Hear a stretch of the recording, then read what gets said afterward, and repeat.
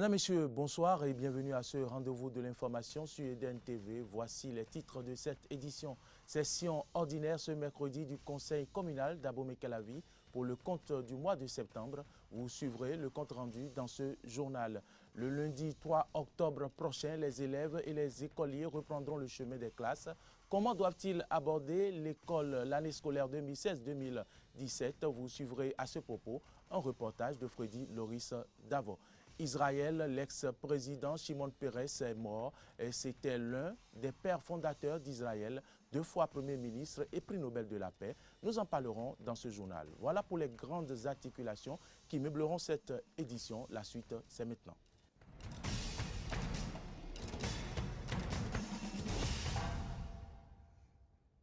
Merci à toutes et à tous de vous informer sur Eden TV. Bienvenue dans ce journal.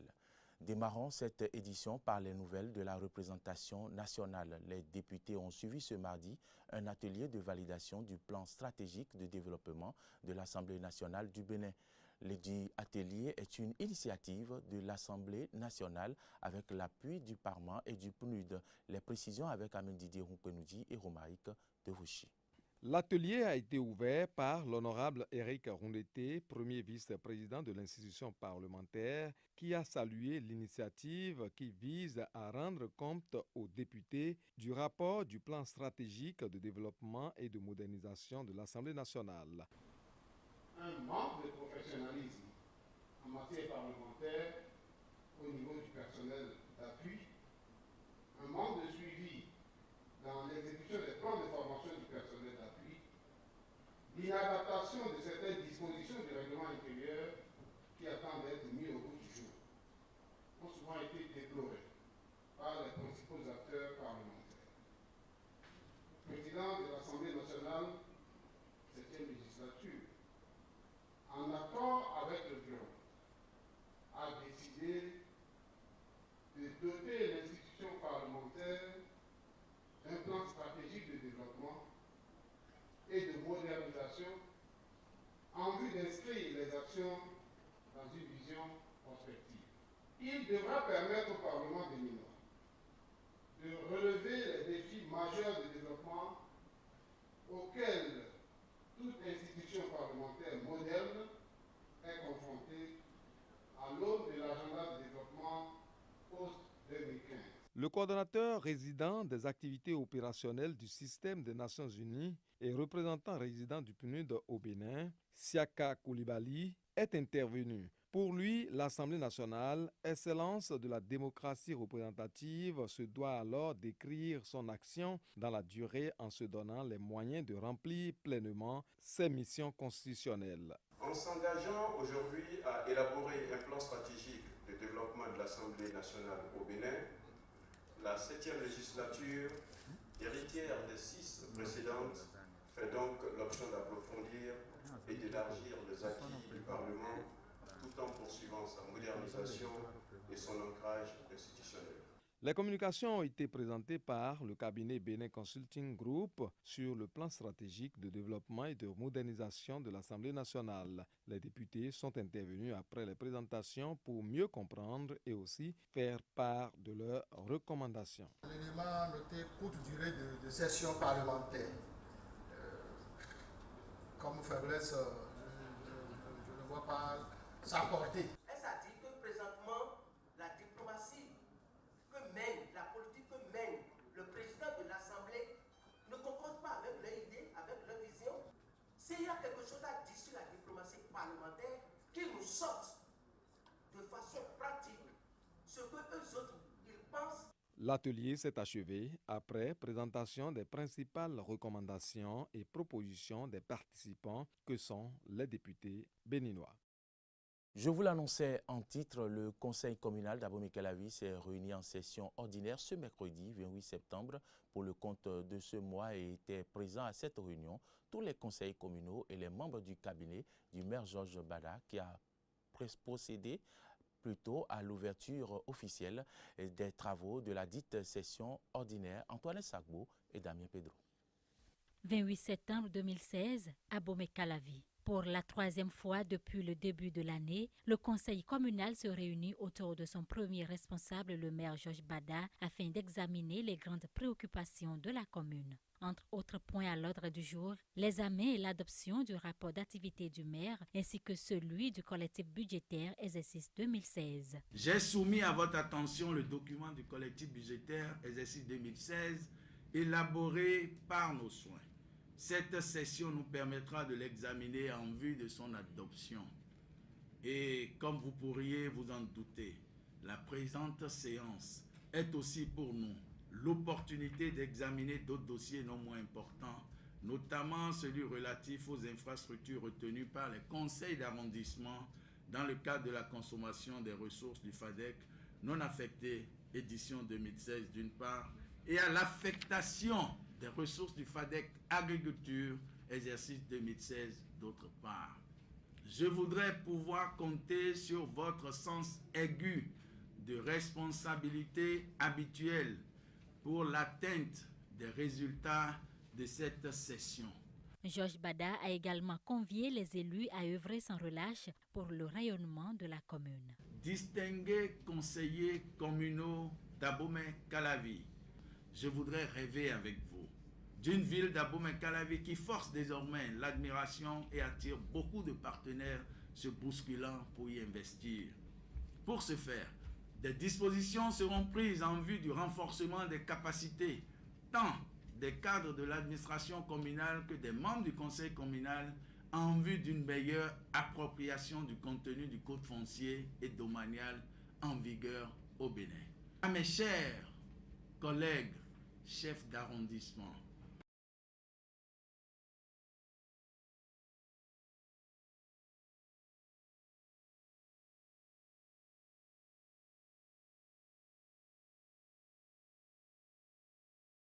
Le conseil communal a été l'occasion de la présentation d'une communication aux élus sur la mise en œuvre du programme de renforcement de la performance du système de santé en général et sur le financement basé sur les résultats en particulier dans la commune d'Abomey-Calavi.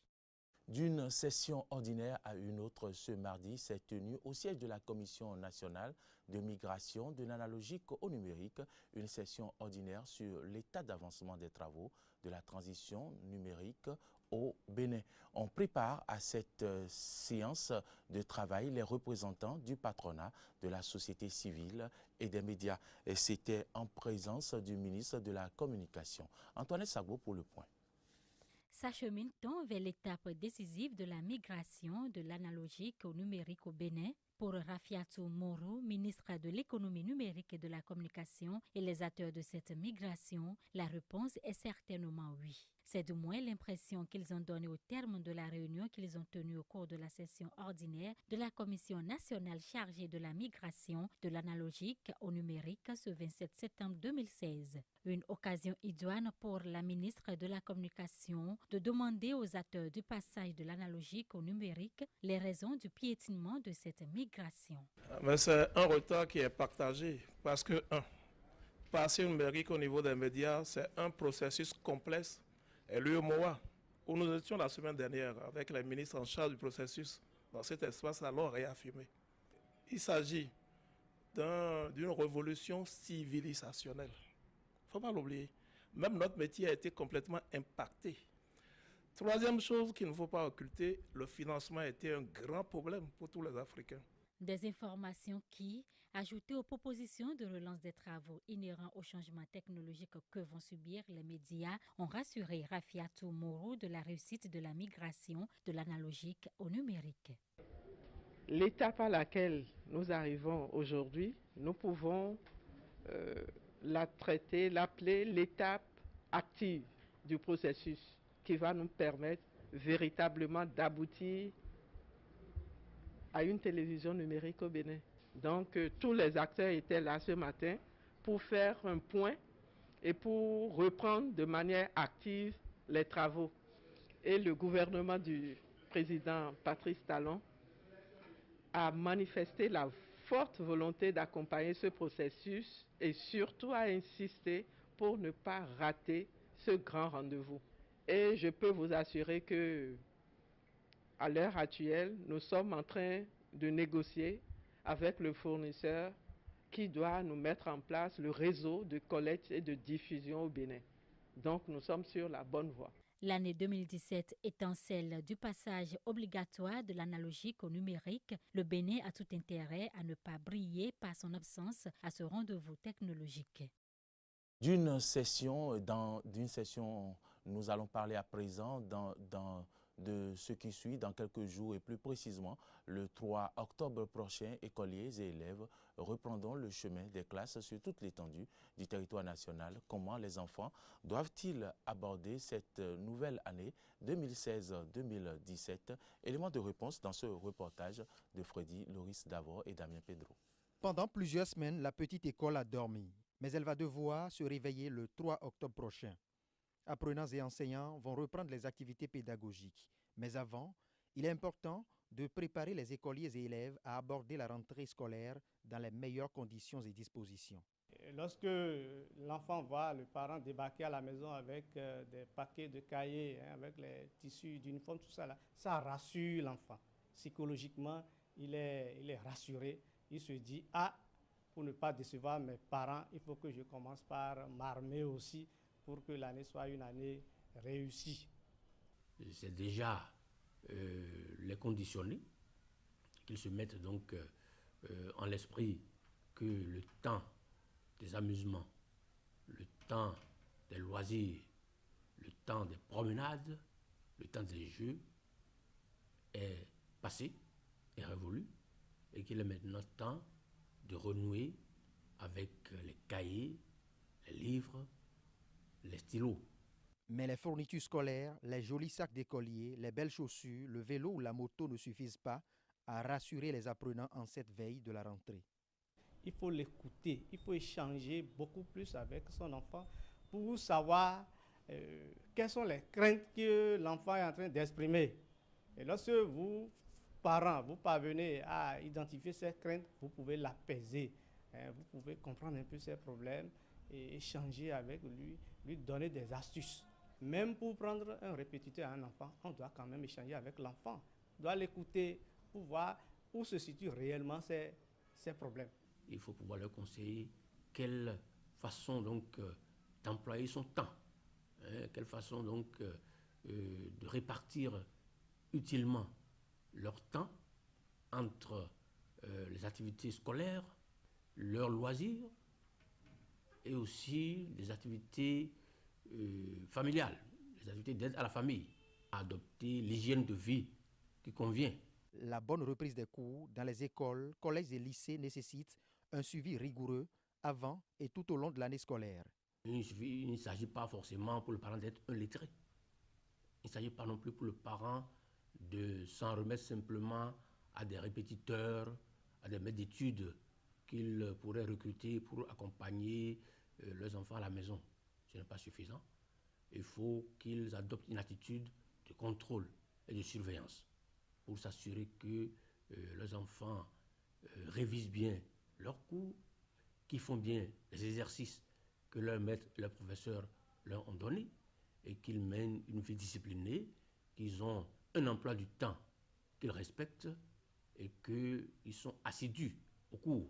Cela suppose aussi que les parents puissent maintenir une certaine relation avec l'établissement scolaire, avec les maîtres, les autorités des établissements où les enfants fréquentent.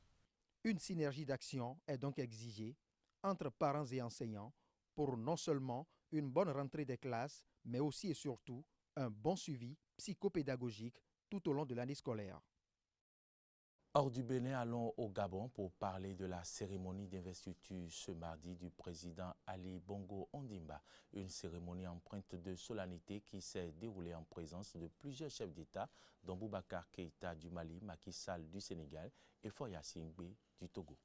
Je jure de consacrer toutes mes forces au bien du peuple gabonais en vue d'assurer son bien-être et de le préserver de tout dommage, de respecter et de défendre la Constitution et l'État de droit, de remplir consciencieusement les devoirs de ma charge et d'être juste envers tous, je le jure. C'est par ces mots que Ali Bongo Ondimba à tourner la page des violences post-électorales. Le président gabonais a tenté de réconcilier un pays divisé par des violences post-électorales mardi en prêtant serment pour un deuxième septennat 4 jours après la validation de sa réélection contestée par son rival Jean Ping et accueilli fraîchement à l'étranger. Main gauche sur la Constitution, main droite levée vers le drapeau vert jaune bleu, Ali Bongo affirme. Le peuple gabonais a fait le choix de la démocratie et de l'état de droit. Je voudrais cependant déplorer les événements malheureux qui ont suivi l'annonce des résultats du 31 août dernier. Élu avec 50,66% et 172 990 voix contre 47,24% et 161 287 voix à M. Ping, selon la décision de la Cour rappelée lors de la cérémonie d'investiture par la présidente. Ali Bongo rassure les partenaires du Gabon en ces termes. Je voudrais rassurer les partenaires internationaux et en particulier nos partenaires traditionnels que nous ne ménagerons aucun effort pour maintenir l'entente et l'amitié entre les peuples. Il appelle le peuple gabonais à l'unité. Je tends une fois de plus ma main à toutes les Gabonaises et à tous les Gabonais pour qu'ensemble, nous tirions les leçons du passé afin d'envisager un avenir meilleur à notre beau pays qui a besoin de tous ses enfants et de toutes ses compétences. Après cette cérémonie d'investiture, les Gabonais sauront tourner la page afin que revienne la confiance, la sérénité et l'unité au Gabon.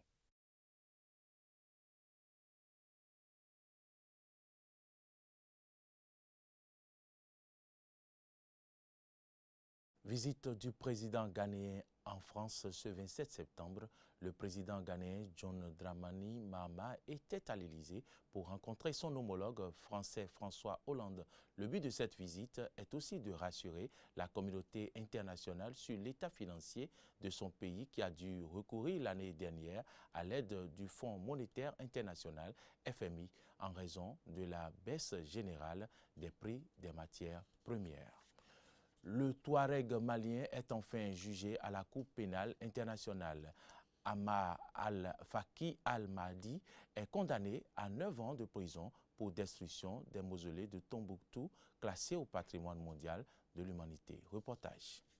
Le djihadiste malien Ahmad Faki Al-Mahdi, coupable de la destruction de mausolées protégés à Tombouctou, a été condamné à 9 ans de détention. Ce verdict historique a été salué par l'ONU et les ONG comme un signal fort contre la destruction du patrimoine culturel. Pour la procureure de la CPI, Fatou Bensouda, ce verdict est juste et proportionné. The judges, I believe, have taken everything into consideration.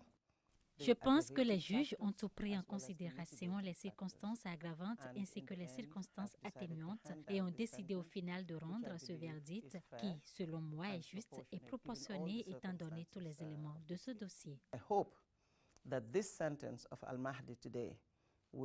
J'espère que le jugement livré à Al-Mahdi aujourd'hui enverra un avertissement à tous ceux qui commettent ces crimes ou envisagent de les commettre, que ces crimes sont sérieux, ce sont des crimes de guerre et ils seront tenus pour responsables s'ils détruisent ces sites importants.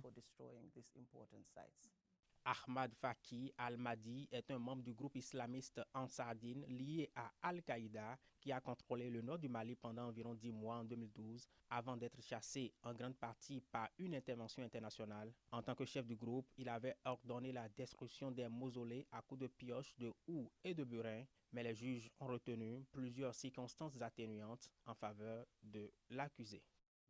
La Cour n'a retenu aucune circonstance aggravante et 5 circonstances atténuantes, notamment votre aveu de culpabilité, votre coopération avec le procureur, le remords et l'empathie que vous avez exprimés envers les victimes, votre réticence initiale à commettre ces crimes, les mesures que vous avez prises pour limiter les dégâts causés et même, d'une importance moindre, certes, votre conduite en détention malgré votre situation familiale. Tenant en compte tous ces faits, la Chambre vous condamne à l'unanimité à 9 ans de détention.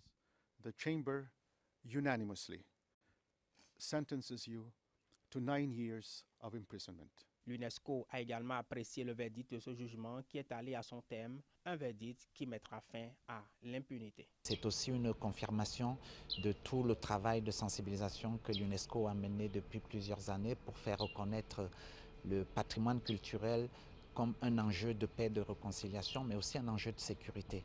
Et donc nous prenons note de cette condamnation et nous espérons que cela va être une étape décisive dans la paix et la réconciliation au Mali.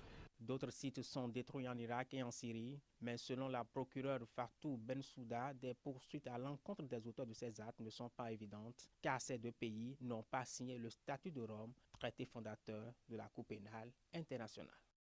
Depuis près de 10 ans, à la réserve de Selankai, dans le sud du Kenya, au cœur du territoire Maasai, se joue un projet de taille humaine et pourtant terriblement ambitieux, reconvertir les Maasai tueurs de lions en protecteurs du grand fauve et faire en sorte que le développement de la faune sauvage soit bénéfique économiquement à cette communauté tout en respectant sa culture. Reportage. Transformer des tueurs de lions en protecteurs de fauves, voilà l'objectif de l'association Lion Guardians créée il y a près de 10 ans. Chaque matin, un groupe de Maasai part sillonner la brousse, équipé d'un GPS et d'une antenne sur les traces des félins. Léo a intégré l'association en juillet. Depuis tout petit, on lui a appris à traquer les lions. C'est assez difficile de suivre un lion, surtout avec leurs traces. Ils sont malins, rusés, ils savent comment vous échapper sans que vous puissiez les voir. Mais ils savent aussi attaquer le bétail alors que le berger se trouve au milieu du troupeau. Pour moi, en tant que guerrier, je savais que c'était difficile de traquer les lions. Il faut utiliser tous ses sens et surtout être très courageux pour les trouver.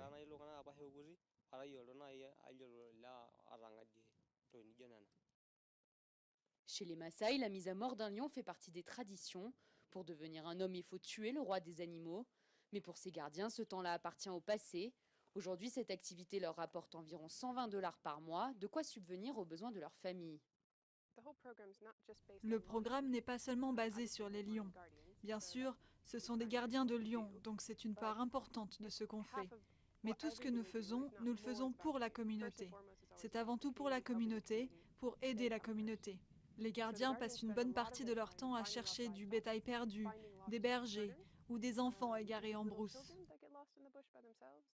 Un programme qui porte ses fruits, l'association estime à $1 million la valeur de bétail rendue à ses propriétaires chaque année. De 5 au début du programme, le nombre de gardiens est passé à 40 au Kenya et l'idée s'exporte désormais dans d'autres pays africains. Au Rwanda, par exemple, le lion avait disparu depuis 15 ans. 7 spécimens ont été réintroduits depuis, mais à leur arrivée, les gardes étaient terrifiés. Les gardiens de lions ont passé du temps avec nos hommes sur le terrain. Ils leur ont appris à approcher le félin et après un mois, mes hommes pouvaient les voir et nous dire dans quel état de santé ils étaient, mais aussi décrire leur comportement. Ils les voyaient tous les jours. De plus en plus de parcs en Afrique font appel à Lions Guardian pour former leurs gardes. Au Kenya, les mentalités ont aussi évolué. Certains anciens guerriers connus pour avoir tué plusieurs félins veulent désormais intégrer le programme. Un bon moyen pour eux de rester braves tout en finançant le reste de la famille.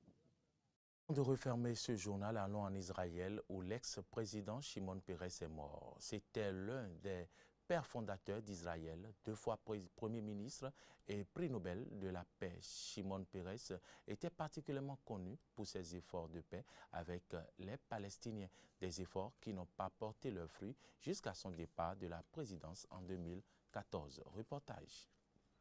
C'était l'un des pères fondateurs d'Israël, 2 fois Premier ministre et prix Nobel de la paix. Shimon Peres était particulièrement connu pour ses efforts de paix avec les Palestiniens, des efforts qui n'ont pas porté leurs fruits jusqu'à son départ de la présidence en 2014. Je prends ma retraite de mon poste de président suivant la loi, mais je ne me retire pas de mon combat pour la paix. C'est toujours aussi cher pour moi. À 93 ans, Peres était passé par presque tous les postes politiques pendant ses 50 années de carrière. Député depuis 1959, il fut 2 fois chef du gouvernement dans les années 80 et 90. En 2005, il rejoint Ariel Sharon dans son nouveau parti centriste qui mène au retrait des troupes israéliennes de Gaza après 38 ans d'occupation et il est élu président en 2007. Mais c'est surtout son rôle dans les négociations des accords d'Oslo avec Yitzhak Rabin et Yasser Arafat et son prix Nobel de la paix qui ont marqué les esprits. À l'heure actuelle, c'est sur pause. J'espère que la pause va prendre fin, que les négociations vont reprendre et que l'idée originelle, l'idée de la solution à 2 États, gagnera un jour. Pérez était une immense figure de la politique israélienne bien qu'il n'ait jamais remporté une élection nationale. Il était particulièrement salué à l'étranger et a répété ses condamnations du terrorisme comme après les attaques de Paris et Bruxelles. Nous sommes, nous tous, dans la même famille de la paix et l'humanité. Nous sommes dans la même bataille de lutte contre le terreur. Et je pense, à mon avis, il n'y a pas aucun doute que la majorité du monde est contre le terreur et pour la paix. Et les terroristes sont en minorité. Au-delà de ses accomplissements publics, Pérez a également été moteur dans le développement secret du programme nucléaire israélien. Et sa mort intervient alors qu'un accord de paix avec les Palestiniens semble plus que jamais illusoire, 20 ans après les accords d'Oslo. C'est ici que se referme cette édition réalisée par Narcisse Routon. Merci de nous avoir suivis. Suivez la rediffusion de votre émission Matin d'Éden à partir de 0h. Et demain, prenez rendez-vous à 7h en direct sur votre télévision pour suivre Matin d'Éden. Bonsoir chez vous et bonne suite de nos programmes.